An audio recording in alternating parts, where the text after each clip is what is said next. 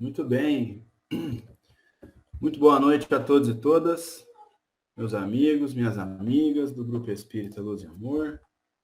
Mais uma reunião nossa do estudo do livro A Gênese, os milagres e as predições, segundo o Espiritismo. Nós fizemos o estudo da Gênese planetária, entendemos, né, no limite da nossa capacidade, é lógico, a gênese do nosso planeta, né, a chegada dos espíritos, e adentramos, então, no estudo dos milagres. Né? Então, eu vou compartilhar a minha tela com vocês, e eu já vou falar onde nós estamos. Lembrando que o nosso estudo é horizontal, é uma mesa redonda, aqui não há hierarquia, então todos fiquem à vontade para falar, perguntar, para corrigir, para discordar, bastante à vontade, né? Então, nós estamos no capítulo 13 e nós tratamos aí dos milagres no seu sentido teológico. Nós tratamos que o Espiritismo não faz milagres, né? Uma afirmação de Allan Kardec, para que nós espíritas e aqueles que desejam estudar o Espiritismo, né, já entendam de cara que a gente não faz nada sobrenatural. Nenhuma comunicação, nenhum estudo, nada nosso é sobrenatural. Muito pelo contrário. Nós tratamos justamente da natureza.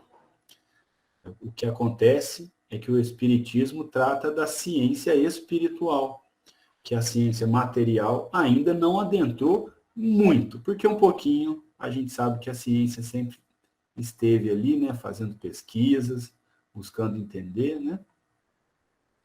Então, nós passamos aí pelo Espiritismo, não faz milagres. Olha, aniversariante chegando.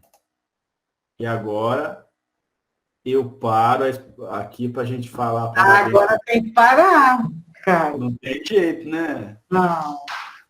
Feliz aniversário. Viva, Viva! Gente, vocês vão me desculpar, mas nós temos que cumprimentar a nossa querida amiga. Deus abençoe, viu, Lucélia? Caio, desculpa, hein? Imagina, que isso.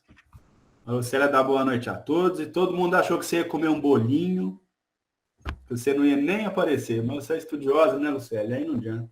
Não, na verdade, Caio, eu já estava me sentindo ofendida, que achei que ela estava fazendo festa e não me convidou, que é pior, hein? Pensei a mesma coisa, Lúcia. Mas aí tá a Lucélia aí no nosso estudo, viu? Feliz aniversário em nome de todos, né? Feliz aniversário para você, muitas felicidades, muita força, muita paz, muita luz, muito amor e muita presença no nosso estudo, que você faz muita diferença para nós. Você é uma pessoa muito especial. Então, esteja sempre conosco aí. Na medida do possível, né? Senão põe obrigação nos outros aí, né? Mas você é muito querida, viu, Lucélia? Então, dizia eu, né, que a gente estava estudando, e agora nós estamos na questão, né, obrigada, Caio, vocês são especiais. Muito obrigado. Especial é você também. Todos nós aqui temos uma amizade muito grande, virtual, né? Alguns já presencial. E que bom que você está conosco hoje. Viu? Então, dizer eu que a gente adentrou no estudo dos milagres, né? O Espiritismo não faz milagres. E aí Allan Kardec começa uma discussão filosófica, né? Que ele pergunta, faz Deus milagres? Mas Kardec pergunta e também responde. E ele vai destrinchando um raciocínio dos estudos dele, né? Dos estudos do Espiritismo, e vai nos demonstrando o quê? Que Deus é onipotente. Então, que ele poderia sim, né, agir fora das leis naturais, já que ele é onipotente, tem poder supremo. Mas que não cabe a nós fazer esse julgamento. E que Deus, então, ele cria leis naturais, e as leis naturais decorrem, né, perfeitamente. Porque quem faz lei imperfeita somos nós, espíritos, imperfeitos que somos, né? Então, seres imperfeitos produzem frutos imperfeitos. Um ser perfeito produz fruto perfeito, né? Por isso que a lei de Deus, ela é perfeita, então ela não tem necessidade de alteração. Também Kardec discorreu bastante sobre a questão do porquê Deus transgrediria, né, as leis naturais, né? Muitos dizem que Deus faz milagres, né, ou seja, atua fora das leis naturais para provar o seu poder. Mas Kardec vem trazendo um raciocínio para nós que é o seguinte: não há necessidade de transgredir a lei para a prova da sua potência, do seu poder. Basta que nós, seres humanos, estudemos a criação divina. E aí a gente vai ver o tamanho que ele é. Inclusive, na semana passada eu fiz menção. Basta a gente olhar num telescópio, né, olhar para os astros, e a gente vai ver o tamanho de Deus. Mas estudando para hoje, vai ter uma parte que Kardec fala assim: olha para um raminho de plantio pequenininho. Vocês vão ver o tamanho de Deus. E justamente, a gente não precisa de coisa muito grande. Basta a gente observar aqui, né? Ô, Caio, te interrompendo um pouquinho, eu recebi essa semana um vídeo que quem fez o vídeo, ele colocava passarinhos, não sei se vocês conhecem, vários passarinhos cantando, vários passarinhos. E aí, cada vez que mudava o passarinho, aparecia escrito assim: todo mundo, como que é? Todo ser louva a Deus. E os passarinhos cantando, cada um cantando o seu jeitinho. Um ficava no ombro do dono do passarinho, parece que beijava, era tão bonitinho, sabe? Nossa, eu fiquei encantada. Agora você falou, eu me lembrei. É bem isso, né?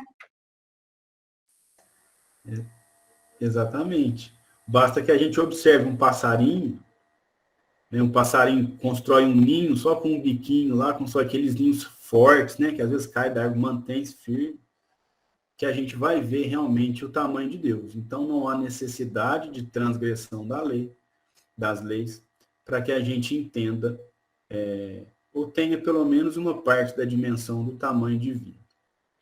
Então, nós estamos no capítulo 13, e hoje nós vamos para o item 16. E também é importante mencionar que Kardec finalizou o raciocínio que a gente estudou na semana passada, dizendo que se ainda há coisas que nós não compreendemos, o que significa? Significa que é Deus transgredindo as leis, ou será que somos nós que ainda não temos conhecimentos necessários, né? Então, também entender a inexistência do milagre, no sentido de alteração das leis naturais, é um exercício de humildade para o homem, né?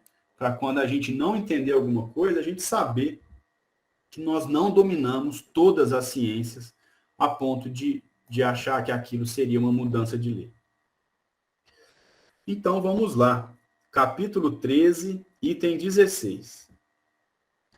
Admitido que Deus houvesse alguma vez, por motivos que nos escapam, derrogado acidentalmente leis por ele estabelecidas, tais leis já não seriam imutáveis, né?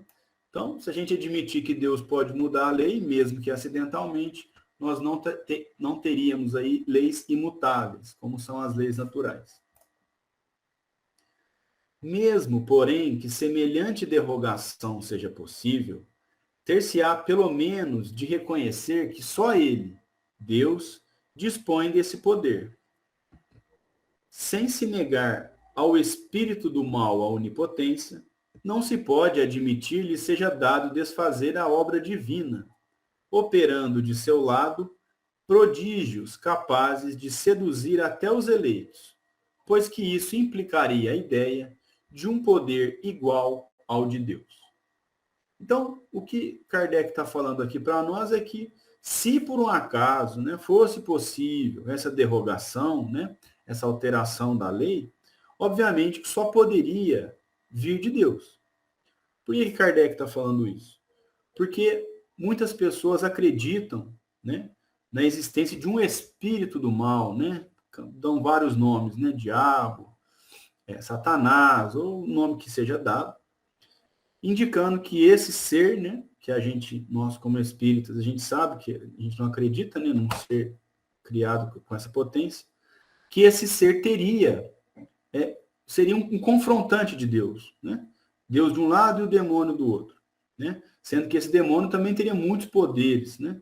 Então, se existe uma derrogação da lei por um espírito do mal, né, ou por um demônio, não se poderia admitir isso, que Deus criasse uma lei natural e que um ser, né, inclinado ao mal pudesse derrogar essa lei. Não faria sentido a criação de uma lei natural e a gente falar que um ser consiga alterar essa lei, né? No entanto, o que nos ensinam. Se Satanás tem o poder de sustar o curso das leis naturais, que são obra de Deus, sem a permissão deste, mais poderoso é ele do que a divindade, né? Porque se Deus cria uma lei, e aí o demônio vai lá e faz algo acima dessa lei, a gente está admitindo que ele é maior do que a criação divina, né? Logo, né, se acompanhássemos esse raciocínio, logo, Deus não possui a onipotência, e se, como pretendem, delega poderes a Satanás para mais facilmente induzir os homens ao mal, falta-lhe a soberana bondade. Em ambos os casos, a negação de um dos atributos sem os quais Deus não seria Deus. Se a gente admitir que Deus criou uma lei e que o demônio pode passar essa lei, pode fazer algo acima dessa lei, nós estamos também admitindo que Deus criou um ser com um poder muito grande, acima de nós, humanos. E aí a gente estaria indo contra os princípios divinos, né, que a gente estudou lá no começo, os atributos da bondade, que Deus só cria coisas boas. Deus não cria o mal, né? E também da questão da onipotência. Ora, se há um ser derrogando as leis divinas, né, Deus não teria o poder de acabar com esse ser, né? Então, é esse justamente o raciocínio que Kardec está destrinchando para nós, né? Está demonstrando para nós. Daí vem a igreja distinguir os bons milagres que procedem de Deus dos maus milagres que procedem de Satanás. Então, aqui, pelo menos até a época de Kardec, depois, eu não sei, não acompanhei, mas a igreja faria essa distinção. Olha, tem um milagre que aconteceu aqui, algo sobrenatural. É bom? É bom. Então é divino. Ah, aconteceu uma coisa aqui também sobrenatural. É ruim? É ruim. Então é um milagre que vem de Satanás. E aí Kardec vem com esse raciocínio e fala assim para nós. Mas como diferenciá-los? Como é que a gente vai distinguir um do outro? Seja satânico ou divino um milagre, haverá sempre uma derrogação de leis emanadas unicamente de Deus. Então, se seja um milagre bom ou um milagre ruim, uma coisa que a gente tem é certa. Seria uma derrogação da lei. Seria algo superior à lei. Se um indivíduo é curado por suposto milagre, quer seja Deus quem o opere, quer Satanás, não deixará por isso de ter havido a cura. Forçoso se torna fazer pobríssima ideia da inteligência humana, para se pretender que semelhantes doutrinas possam ser aceitas nos dias de hoje. Então, o que Kardec está falando para nós é o seguinte: não dá para aceitar ideia de que há derrogação de lei natural. Isso está sobre a lei, está além da lei. Porque aí a gente cai nesse problema que ele está mostrando para nós. Se a gente atribui algo como sobrenatural, a gente vai fazer um etiquetamento. Né? A gente vai pôr etiqueta. Aconteceu uma coisa sobrenatural, é boa? Foi Deus. É ruim? Foi o demônio. Mas como é que o demônio passa por cima da lei de Deus? Os dois não são derrogação da lei? Como é que isso funciona? Então, existe um ser que pode passar por cima das leis divinas, né? Kardec está demonstrando racionalmente para nós que não dá para defender essa ideia, né? Que não é racional essa ideia, pensando nos atributos divinos, especialmente a bondade e a onipotência. Reconhecida a possibilidade de alguns fatos considerados miraculosos, há de se concluir que, seja qual for a origem que se lhes atribua, eles são efeitos naturais de que se podem utilizar espíritos desencarnados ou encarnados, como de tudo, como da própria inteligência e dos conhecimentos científicos de que dispõem, para bem ou para o mal, conforme neles preponderem a bondade ou a perversidade, né? Então, se a gente aceitar a ideia de que pode acontecer fatos miraculosos, a gente também independente da origem que for, né? A gente vai estar caindo justamente nesse problema, né? E o que a gente tem que ter é que está soando repetitivo, porque Kardec bate muito nessa tecla de haver algo sobrenatural, né? Para o bem ou para o mal, né? A gente poderia dizer, então, que a bondade ou a perversidade poderia preponderar sobre uma lei natural, o que a gente sabe que não pode acontecer, né? E aí ele conclui o raciocínio dizendo assim, ó, valendo-se do saber que haja adquirido, pode um ser perverso fazer coisas que passem por prodígios aos olhos dos ignorantes. Mas, quando tais efeitos dão em resultado um bem qualquer, fora ilógico atribuir-se-lhes uma origem diabólica, né? Então, através do conhecimento, uma pessoa perversa, né, pode parecer prodígio aos ignorantes. Como a gente tem vários exemplos, né? Marlene usou o exemplo, aí, acho que é dos bandeirantes, se não me engano, que mostrava um líquido que parece água, e falava assim, aqui, ó, vou colocar fogo na água, e colocava fogo. Mas não era água, era álcool. Então, para o ignorante, era um milagre você colocar fogo na água. Mas para quem já tem esse conhecimento, que fisicamente a água parece com o álcool, a gente entende que não é assim que funcionam as coisas, né? Então, é justamente isso que Kardec está trazendo para nós. Item 17. Caio, e é impressionante o raciocínio lógico de Kardec, né? Ele vai argumentando de um jeito, não tem como, né? A gente não entender. Muito bom mesmo. Por isso que fica fácil até de explicar, porque a explicação dele é muito detalhada, né? Kardec não deu ponto sem nó, como diria minha avó, né? A costura dele é fechadinha. Não descostura de jeito nenhum. Item 17.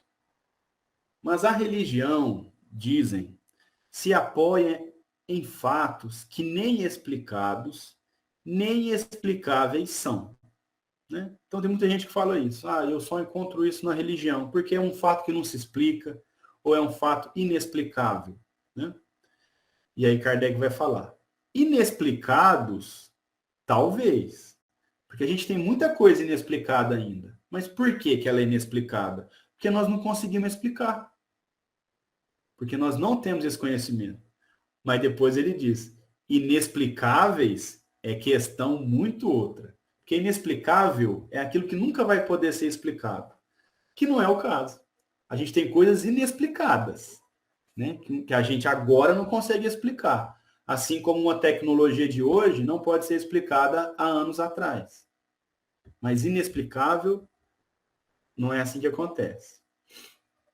E é justamente o que Kardec fala, ó, que sabe o homem das descobertas e dos conhecimentos que o futuro lhe reserva. O que sabe o homem, a tecnologia ou uma descoberta que a gente vai ter daqui a 100 anos? Pois, se quando eu nasci, eu sou da década de 80, não tinha nem celular, falar assim, vou no meio da roça lá, tem um aparelhinho desse tamanhozinho que tira foto e manda para o outro. Já seria um milagre. porque a gente não sabia que a gente ia chegar nesse ponto. A minha avó viu foto preta e branca, pintada à mão, e viu foto Polaroid, que sai na hora, ou foto de celular. A gente não tem noção da tecnologia que a gente vai ter. Uma noção, às vezes, até tem, mas a gente não sabe o que nos reserva. Por isso que a gente não pode falar que algo é inexplicável. Porque a ciência avança. E à medida que a ciência avança, os inexplicados se tornam explicados. Né? A gente vai descobrindo as coisas. Depois Kardec continua. Sem falar do milagre da criação, o maior de todos, sem contestação possível, já pertencente ao domínio da lei universal, não vemos reproduzirem-se hoje sob o império do magnetismo, do sonambulismo, do espiritismo, os êxtases, as visões, as aparições, as percepções à distância, as curas instantâneas, as suspensões, as comunicações orais e outras com os seres do mundo invisível. Fenômenos esses desconhecidos desde tempos imemoráveis, tidos outrora por maravilhosos e que presentemente se demonstra pertencerem à ordem das coisas naturais, de acordo com a lei constitutiva dos seres. Kardec está falando isso aqui para nós, ó. Se eu encontrar com algum de vocês no corredor do Luz e Amor e falar assim, gente, vocês sabem o que aconteceu? Um espírito manifestou ali na salinha ali. Vocês vão olhar para mim e falar assim, e? Porque hoje é natural para nós. Mas se a gente pegar aí há 500 anos atrás, né, seria algo, nossa, acontecendo um milagre ali, está acontecendo uma coisa sobrenatural. Hoje não, né? A gente, eu que não sou de berço espírita, a primeira vez que eu vi uma manifestação, você dá aquela assustadinha. Depois a gente entra numa reunião mediúnica, com várias comunicações ao mesmo tempo, tranquilos, esperando a oportunidade do médium se manifestar, porque é natural. Mas antes a gente não sabia disso, né? Hoje a gente tem o passe que acalma, que cura, também não é novidade para ninguém aqui. Mas há tempos atrás era novidade. Então, algumas pessoas, por bem ou por mal, que conseguiam fazer essa manipulação, passavam como santos, como milagreiros, ou a terminologia que possa ser dada. Os livros sagrados estão cheios de fatos desse gênero, qualificados de sobrenaturais. Então, as histórias, as lendas, né, e aqui no caso os livros sagrados, estão cheios dessas histórias, que alguém curou, que alguém acalmou, que alguém fez isso, que alguém fez aquilo. Eram milagres, porque não se conhecia isso. Hoje a gente estuda, nós temos um manual, nós temos cursos que a gente entende como isso funciona, né? Então não passam como sobrenatural mais, ou pelo menos não deveriam passar. Então os livros sagrados estão cheios desses fatos desse gênero, qualificados de sobrenaturais. Como, porém, outros análogos e ainda mais maravilhosos se encontram em todas as religiões pagãs da antiguidade. Se a veracidade de uma religião dependesse do número e da natureza de tais fatos, não se saberia dizer qual a que devesse prevalecer. Ou seja, em todas as religiões, de todos os tempos, há fatos dessa natureza, que hoje a gente conhece. Quais fatos? Curas instantâneas, percepções à distância, suspensões, comunicações, aparições, visões, sonambulismo, comunicação com seres do invisível.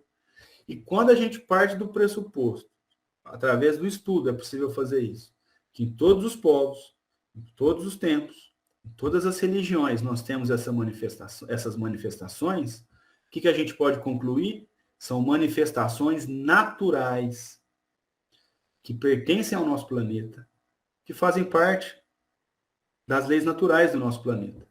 Então, não é dentro da casa espírita que tem manifestação espírita. Não é dentro da casa espírita que você vai ter contato com o espírito ou vai ser influenciado. Em todos os lugares. Você pode estar lá no meio do mar nadando, você pode ser influenciado. Né? E é justamente por ser natural.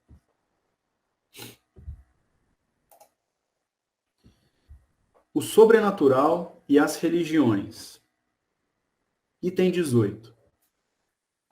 Pretender-se que o sobrenatural é o fundamento de toda religião, que ele é o fecho da abóboda do edifício cristão, é sustentar perigosa tese.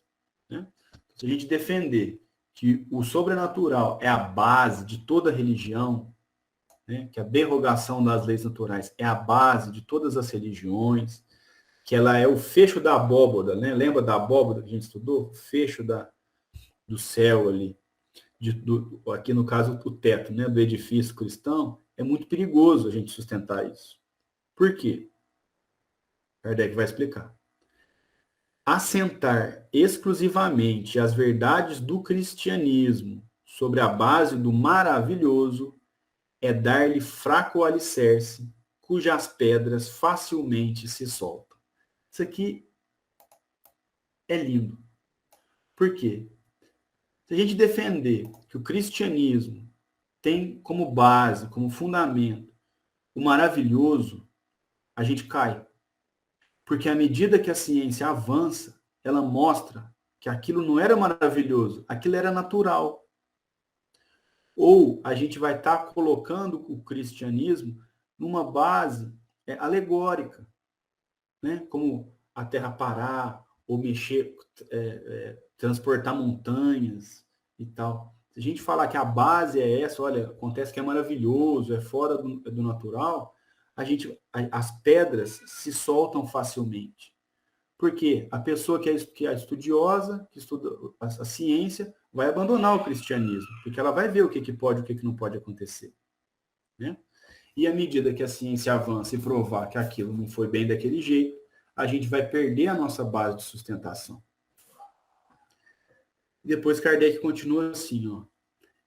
Essa tese de que se constituíram defensores eminentes teólogos leva direito à conclusão de que, em breve tempo, já não haverá religião possível, nem mesmo a cristã, desde que se chegue a demonstrar que é natural o que se considerava sobrenatural.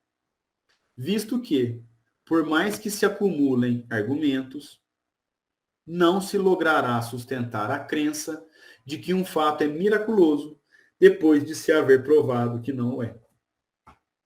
Então, se a gente tiver nossa base, né, nessa defesa do maravilhoso, vai acontecer essas duas coisas. Ou um milagre que a gente acredita alegoricamente vai ser provado que não aconteceu, ou vai se provar que o que aconteceu é algo natural. E aí cai por terra toda a nossa sustentação. Por isso que o espiritismo é uma fé raciocinada, uma religião raciocinada. Porque ele busca explicações científicas e técnicas para as suas bases. Então, tem coisas que a ciência ainda não avançou, mas o espiritismo já estuda pela observação e haverá um dia que a ciência também alcançará esses estudos mais profundos e conseguirá, na própria ciência, fazer essas demonstrações. Eu vou dar um exemplo básico, assim, simples. Se alguém tiver algum exemplo melhor, por favor, pode se manifestar. Hoje a gente sabe que uma boa conversa faz bem para a nossa saúde física. Antes não se sabia disso. Então, pode alguma pessoa se passar por prodígio acalmando alguém desse jeito. Hoje, a gente sabe que se a gente brigar aqui, brigar ali, brigar onde a gente for, a gente adoece fisicamente. Tanto que médicos, né, eu já passei por essa experiência, aconselham o quê? Descanso. Né? Eu fui no médico uma vez, estava com problema de saúde, ele falou, você não tira férias há quanto tempo? Ele não pediu nem exame para mim. Falei, já tem um tempinho aí. Ele falou, então você vai tirar, senão você vai piorar. Eu tirei e me curei. E o médico não é um prodígio, nem faz nada sobrenatural. É que eles estão começando a entender essa questão, né, que se fala que hoje é tão importante, da saúde mental, e dos fluidos. Se você está numa conversa ruim, você se sente mal, aquilo te faz mal, né? E aos poucos a ciência vai avançando no invisível. E a gente vai vendo que aquilo é natural e não sobrenatural. Kardec continua. Ora, a prova existe de que um fato não constitui exceção às leis naturais, logo que pode ser explicado por essas mesmas leis, e que, podendo produzir-se por intermédio de um indivíduo qualquer, deixa de ser privilégio dos santos. Né? Então, quando a gente entende que aquilo é natural, tinha uma pessoa que fazia determinada coisa, ninguém sabia fazer, nossa, aquele lá é um prodígio, um mago, um santo. Mas à medida que as pessoas aprendem a fazer, aí aquela pessoa deixa de ser um mago, né, de ser o santo, porque o conhecimento acaba difundido. O de que necessitam as religiões não é do sobrenatural, mas do princípio espiritual, que erradamente costumam confundir com o maravilhoso, e sem o qual não há religião possível. Né? Então, a religião não precisa de nada sobrenatural.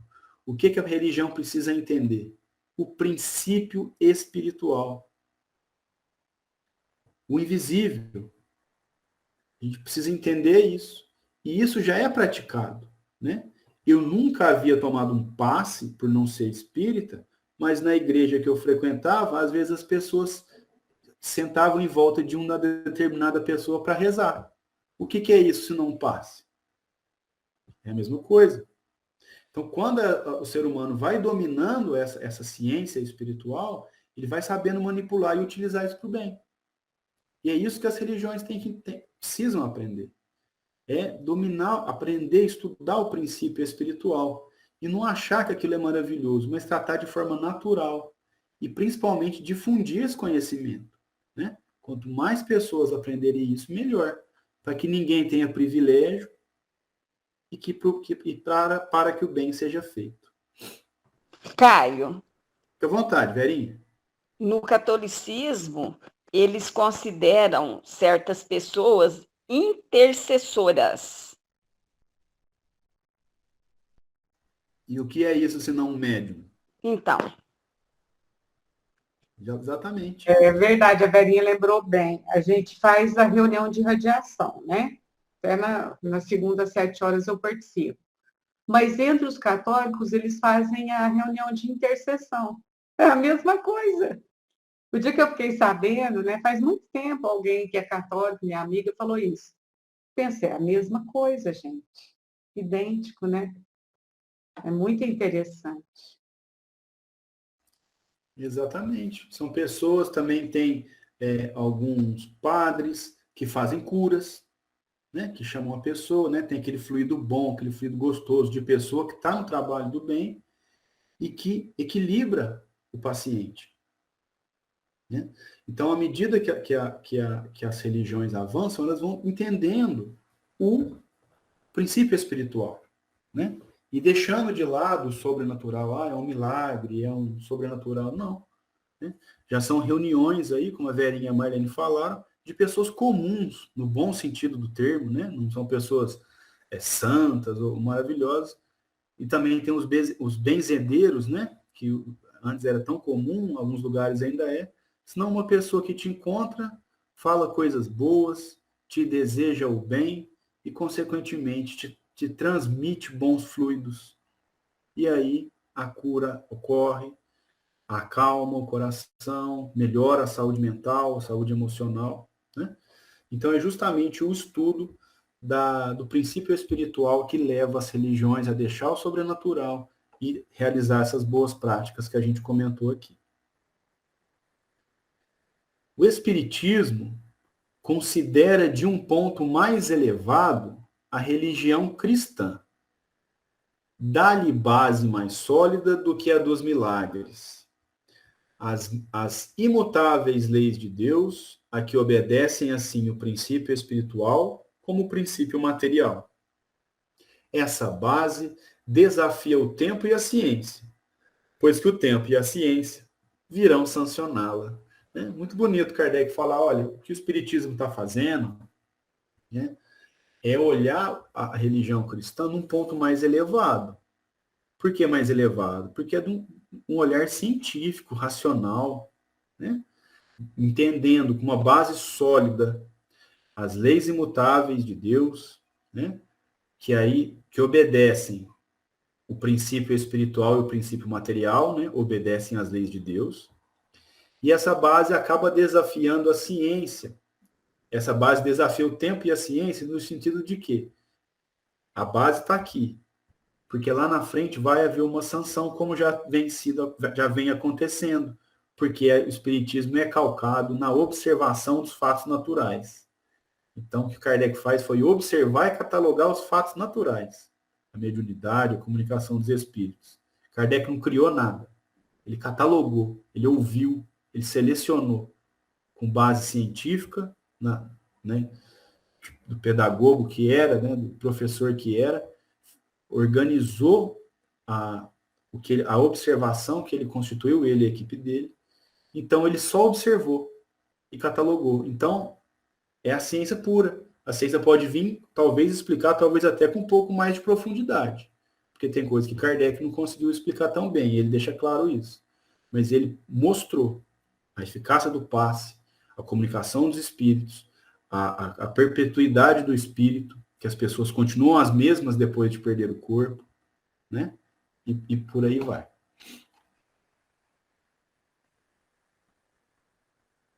Deus não se torna menos digno da nossa admiração, do nosso reconhecimento, do nosso respeito, por não haver derrogado suas leis, grandiosas, sobretudo, pela imutabilidade que as caracteriza. Ou seja, quando a gente diz que Deus não mudou a própria lei, nós não estamos diminuindo Deus. De jeito nenhum. Né? É isso que ele está falando aqui. Deus não fica menor quando a gente acha que ele não derrogou a própria lei. Não se faz mistério sobrenatural. Mistério é muito importante. Né? Então, não se faz muito importante o sobrenatural para que se preste a Deus o culto que lhe é devido. Então, a gente não precisa do sobrenatural para entender o tamanho de Deus. A natureza não é de si mesma tão imponente que dispense se lhe acrescente, seja o que for, para provar a suprema potestade, né? Ou a suprema força. A natureza não é suficiente para a gente entender o tamanho de Deus? Nós estudamos aí a biologia, pega ali uma plantinha, uma semente, estuda e não descobre tudo que está lá. À medida que ela avança, ela descobre mais, né? Se a gente pensar que uma semente, você guarda ela num guarda-roupa, tem nada lá dentro, você abre, parece uma massinha. Você deixa guardado por um tempão, você planta, sai uma árvore lá de dentro. Você quer uma prova maior do tamanho de Deus? Põe um feijãozinho no algodão e põe água. Você vai chegar um dia, vai ter um caule saindo ali. Coisa mais maravilhosa, né? E também o milagre da criação, né? A barriga da mulher cresce, sai um ser com personalidade, com jeito próprio, com características próprias, com como é que chama aqui o dedão mesmo? Digital própria, que nunca ninguém teve igual e ninguém tem igual. Com uma íris própria também. É maravilhoso isso, com DNA próprio, que não é igual de ninguém. Olha o tamanho de Deus. Ele não precisa fazer milagre. Para nós, seres humanos, a vida já é um milagre. Né? Vegetal, animal. Depois Kardec diz, tanto menos incrédulos topará a religião, quanto mais a razão sancionar em todos os pontos. Né? O cristianismo nada tem que perder com semelhante sanção. Ao contrário, só tem a ganhar. Se alguma coisa o há prejudicado, na opinião de muitas pessoas, foi precisamente o abuso do sobrenatural e do maravilhoso. Né? Porque muitas vezes o sobrenatural e o maravilhoso, né, ou quando falam sobre isso, é utilizado para justificar coisas que têm outra explicação, ou para usar ela de forma equivocada. O cristianismo, né, o estudo daqueles que acreditam em Jesus Cristo, ele tem uma base muito maior quando calcado na ciência. Né? quando com base naquilo que é natural. Item 19. Se tomarmos a palavra milagre em sua acepção etimológica, no sentido de coisa admirável, teremos milagres incessantemente sob as vistas, né? Então, se a gente entender que milagre é algo muito, muito bom, muito admirável, aí milagre tem toda hora. Aspiramo-los no ar e calcamo-los aos pés, porque tudo então é milagre na natureza, né? Se a gente entender que milagre é algo muito admirável, a gente está diante de milagre toda hora, né? No ar que a gente respira, no chão que a gente pisa, né? Na grama.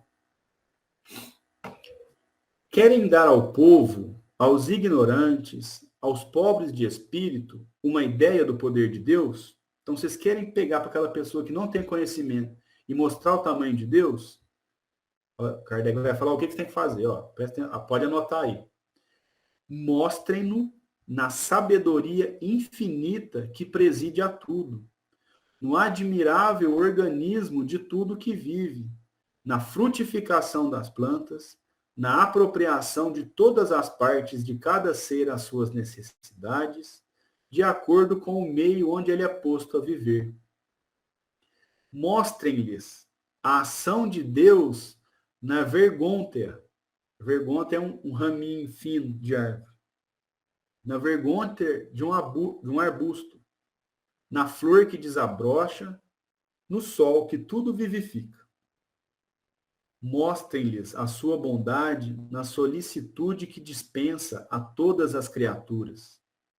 Por mais ínfimas que sejam, a sua providência na razão de ser de todas as coisas, entre as quais nenhuma inútil se conta, no bem que sempre decorre de um mal aparente e temporário. Façam-lhes compreender, principalmente, que o mal é obra do homem e não de Deus. Não procurem espavori-los, né? Ou seja, amedrontá-los, com o quadro das penas eternas, em que acabam não mais crendo e que os levam a duvidar da bondade de Deus. Antes, deem-lhe coragem, mediante a certeza de poderem um dia redimir-se e reparar o mal que hajam praticado. Apontem-lhes as descobertas da ciência, como revelações das leis divinas, e não como obras de Satanás. Ensine-lhes, finalmente, a ler no livro da natureza, constantemente aberto diante deles. Nesse livro inesgotável, em cada uma de cujas páginas se acham inscritas a sabedoria e a bondade do Criador. Eles, então, compreenderão que um ser tão grande, que com tudo se ocupa, que por tudo vela, que tudo prevê, forçosamente dispõe do poder supremo. Eu fui direto aqui lendo, porque é muito bonito isso que Kardec está falando para nós. Você quer provar para uma pessoa sem estudo o poder de Deus, você não tem que passar medo nela. Se você fizer coisa errada, você vai queimar o resto da sua vida. Não é através do medo que a gente convence as pessoas. Por muito tempo acreditamos nisso. Hoje a gente sabe que a gente convence as pessoas, no bom sentido, explicando como é que as coisas funcionam. E através do amor e não do medo. Então, você quer mostrar para alguém o tamanho de Deus? Mostra um ramo de árvore, o sol, né? Que todo dia nasce, né? Nasce no jargão nosso, né? A gente já estudou com a Ana lá, né, as leis físicas, mas vamos falar o popular aqui, que o sol nasce todo dia e que ele nos dá energia, vitamina. Vamos mostrar para essas pessoas a beleza dessa orquestra, das rotações dos planetas, a cadeia alimentar, como tudo é muito planejado, né? E ensinar para eles o quê? Que o mal não é obra de Deus, nem de Satanás, nem de nada que está fora. O mal é obra do que está dentro aqui. É obra nossa. Então, se a nossa vida está desregrada, né? Se a gente não está tendo bons pensamentos, responsabilidade nossa. Né? Isso não significa que a gente não deve procurar ajuda. Pelo contrário. a gente tem que procurar ajuda para a gente ter força para lutar, né? A gente sabe que não adianta pedir oração se a gente não fizer por onde. Continuar brigando com todo mundo, não adianta. É responsabilidade nossa, né? Então, eu fui direto aqui justamente por isso. E depois ele fala, para concluir, nesse livro inesgotável da natureza, porque é na natureza que a gente vê o tamanho da bondade divina e do tamanho do poder dele. Depois Kardec conclui assim, ó. Vê-lo-á o lavrador ao sulcar o seu campo, e o desditoso, né, ou seja, o infeliz, nas suas aflições, o bendirá dizendo, se sou infeliz, é por culpa minha. Então, os homens serão verdadeiramente religiosos, racionalmente religiosos, sobretudo mais do que acreditando em pedras que suam sangue ou em estátuas que piscam os olhos e derramam lágrimas. Então, para a gente ser religioso, nós temos que assumir as rédeas da nossa vida, assumir que a gente erra, porque é muito fácil falar assim, eu estou brigando com a minha mulher porque o demônio está vindo atazanar a gente. É muito fácil fazer isso. O difícil é você reconhecer sua falta de paciência, você reconhecer que você precisa mudar, porque mudar talvez seja a coisa mais difícil da vida. Então é a gente assumir as rédeas da nossa vida. E aí nós vamos ser verdadeiramente religiosos. Porque mudando, a gente muda as relações que nós temos com as pessoas e aí a nossa vida melhora. Porque atribuir ao demônio ou ao que seja os nossos defeitos é muito fácil, porque não é culpa minha, eu não tenho que fazer nada, é ele que está me perturbando. Agora, eu tenho que ter mais paciência, eu tenho que ser mais humilde, eu tenho que parar de ser vaidoso, eu tenho que saber, entender que eu não sei tudo. E isso é difícil. Só que é isso que nos movimenta. E é isso que nos faz evoluir. E não atribuir a outros seres ou o que for a nossa responsabilidade. Ser religioso, então, no cristianismo puro, é reconduzir a sua vida, e nós temos um grande exemplo, que é Jesus.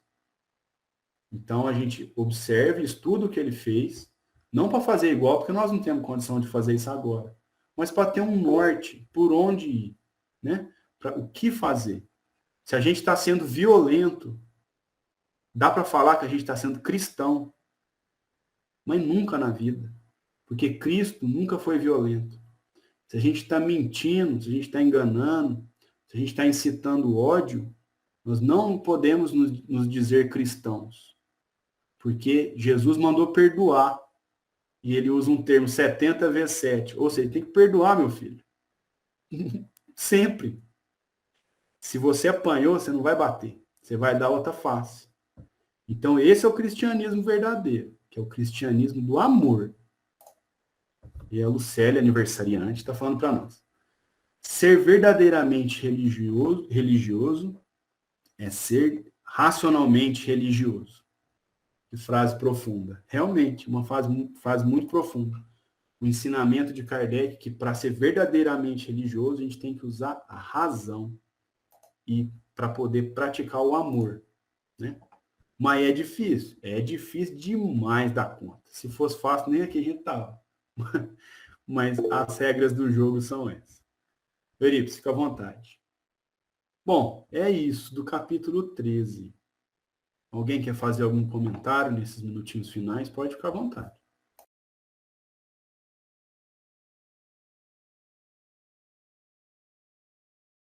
Então não tem milagre mesmo, né? Não tem conversa, né, Caio? Tem chance, sem chance, né? É igual, eu encabulei com isso, porque coincidiu que a gente está estudando, que os médicos vêm na casa aqui da minha vizinha, né, que quase desencarnou por Covid, e eles falam, foi um milagre. Mas falam que foi um milagre, eu fiquei pensando naquilo, né? Por quê? Porque eles já tinham até falado que não ia ter chance, que ela já ia desencarnar. E também, eles ainda não sabem muito bem, né, dessa doença. no caso dela, em questão, que já estava mesmo prestes, pelo menos na visão dos médicos. Só que eles estavam medicando, eles estavam tratando, e é claro, tinha as orações, a gente sabe o poder da oração, mas não como milagre, né? Nós até vamos estudar depois, como atuação fluídica mesmo. Então, eles falam que é milagre porque eles também não sabem, né? Eles também não sabem. E aí eles falam que é milagre, mas não é milagre. É inexplicado. É, exatamente. É inexplicável, não. É isso aí. Então, a gente terminou o capítulo 13. E na semana que vem, então, nós vamos para o 14. E aí a gente vai estudar justamente o que a Marleninha estava falando aí. Os fluidos, né? Nós pedimos aí oração, a gente reza para alguém, ou a gente faz aí, pede passe magnético e tal. Fluidos, é o que nós vamos estudar.